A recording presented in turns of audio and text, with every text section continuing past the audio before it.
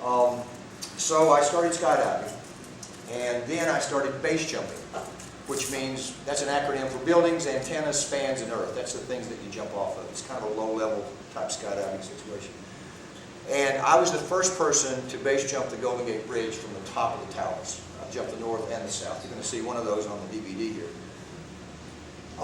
And like anything I do, I try to find out the history of it. So I started looking up the history of skydiving, and I found out that the highest altitude skydive at the time was from 1960. A guy named Captain Joe Kittinger of the Air Force broke the record for skydive. They were trying to figure out, it was the pre-Gemini astronaut, well, they call them the pre-astronauts, the guys who really laid the groundwork for going into space.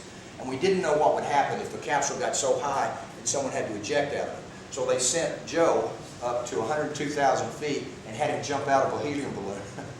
And he approached about 600 miles an hour. That's not the speed of sound, but it's very, very close to it. So when I read that, I said, you know what, that sounds like a great record to break. This was about 1986 when I learned of this record. So for the next 10 years, I tried to put together a team and a project to break that altitude record. And we finally had it bought in 1995 from Fox Television. And Fox was afraid, at the time, extreme sports, there was no such thing as extreme sports. And their concern was, well, what if he gets killed? Now if you get killed, that's a plus. I mean, that helps your ratings. But back then, and finally, Rupert Murdoch calls up David Hill, who was the head of Fox Sports at the time, and he said, David, you started out 20 years ago as a sound man in Australia. You're now head of one of the divisions of the biggest networks in the United States. If something goes sour on this deal, it's up to you. The next day, David calls up my producer, Doug Llewellyn. I don't know if you remember People's Court, but Doug Llewellyn produced two of the biggest live events ever, the opening of Al Capone's vault live on TV, and the opening of the safe from the Titanic live on TV. And Doug took on my project, and we took it as far as we could go. And David Hill called him up one morning and said, you know, Doug, I've got a lot invested in my career, and I just don't have the guts for it. That's not what he said, but I'll paraphrase what he said. And they just shut everything down. I mean, years and years and years of planning, they just kicked it out from under us. And I have to admit, I went into depression for about 6 months. And I put so much time and effort and energy into it. And I really just didn't want to start all over again and try to do something. Plus, I'm getting older, and the thing about the stunt business is when you break something, they'll just drag you off and put another guy in. It's not like you're indispensable.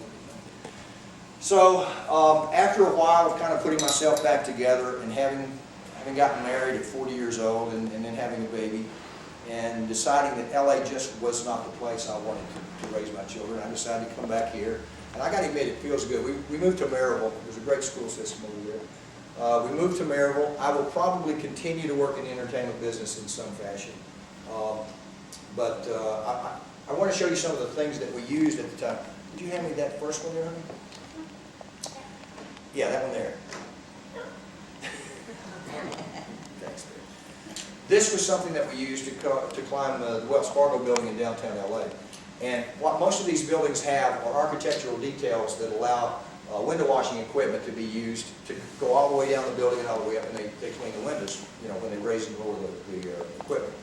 Well, we designed equipment that fits into those window washing tracks, and like this one, you can see it's got a T on it. So it fits in like this and twists, and you're locked in there. And these two arms here press up against it like a cam.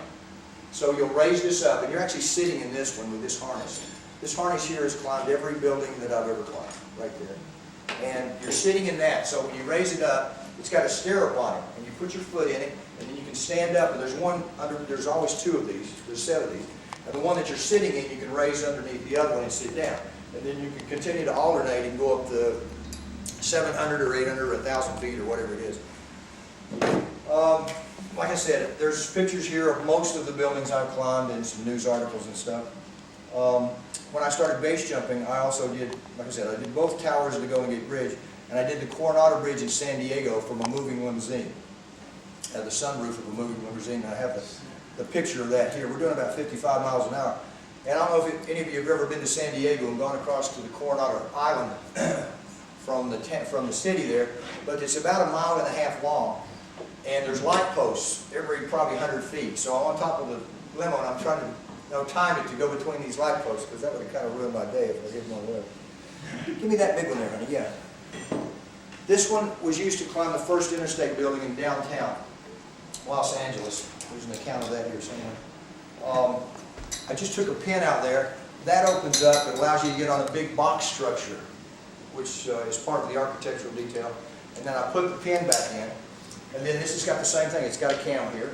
And you just sit in it, you raise it up, sit down. There's another one above it. You step in and you just alternate all the way up the thing. Now the problem with this one was I attached the pin with, it's almost like fishing line. So the first time I took the pin out and let it fall down, it fell into a little area here where when I closed it, it cut the line. And it cut it and it dropped and I reached down and grabbed it. Oh. I mean, I can't believe that, you know, I've been so fortuitous because I would have been stuck. And what the firemen and people always want to do is, of course, take you off of there as quickly as possible.